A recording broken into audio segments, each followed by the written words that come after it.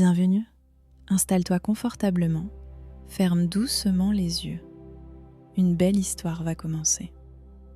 Inès vivait dans un petit village au bord de la mer. Elle adorait l'océan.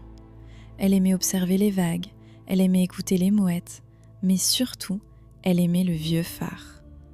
Le phare se dressait au bout d'une falaise, grand, blanc, un peu abîmé par le vent. Il n'était plus en service depuis longtemps. Les habitants disaient qu'il était inutile maintenant. Les bateaux avaient des appareils modernes, plus besoin de lumière, plus besoin de gardiens. Le phare semblait oublié. Mais Inès ne l'avait pas oublié. Elle se demandait souvent à quoi il servait autrefois. Qui montait les marches ? Qui allumait la lumière ? Quel navire voyait-on au loin ? Ces questions la faisaient rêver. Un après-midi d'été, Inès prit une décision. Elle allait entrer dans le phare, juste pour voir, juste pour comprendre. La porte grinça légèrement. L'intérieur sentait le sel et le bois ancien.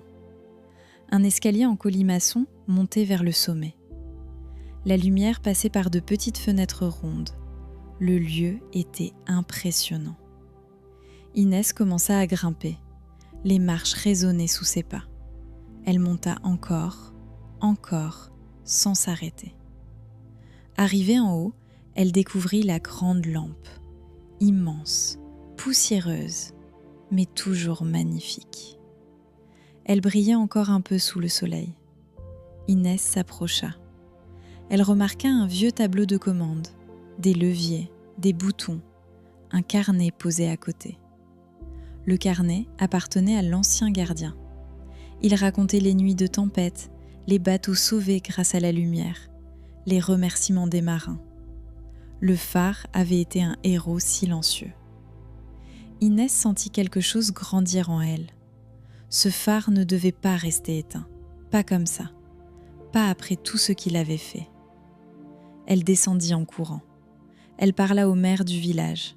Elle expliqua l'histoire du gardien. Elle proposa une idée. Redonner vie au phare. Au début, les adultes hésitèrent. Cela semblait compliqué. Mais l'enthousiasme d'Inès était contagieux. Peu à peu, les habitants acceptèrent d'essayer. Pendant plusieurs semaines, le village travailla ensemble. On nettoya les vitres, on repeignit les murs, on répara les mécanismes. Le phare retrouvait son éclat. Le soir de l'inauguration arriva. Tout le monde se rassembla au pied de la falaise. Le soleil se couchait lentement. Le ciel devenait rose et orange. Inès avait les yeux brillants. Le maire lui fit un signe.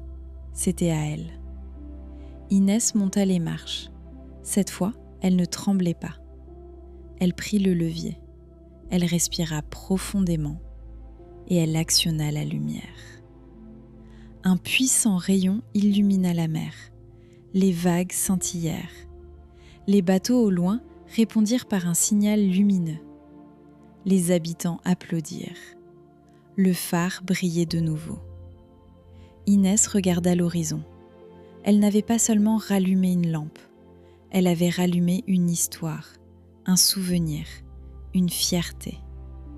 Le phare ne guiderait peut-être plus comme avant, mais il rappellerait à tous que même les choses oubliées peuvent retrouver leur lumière. Et ce soir-là, sous les étoiles, le village entier célébra la petite fille qui avait osé croire en un vieux phare. L'histoire est maintenant terminée. J'espère qu'elle t'a plu. Si tu as aimé, n'hésite pas à t'abonner et à mettre un petit like. À très bientôt pour une nouvelle histoire.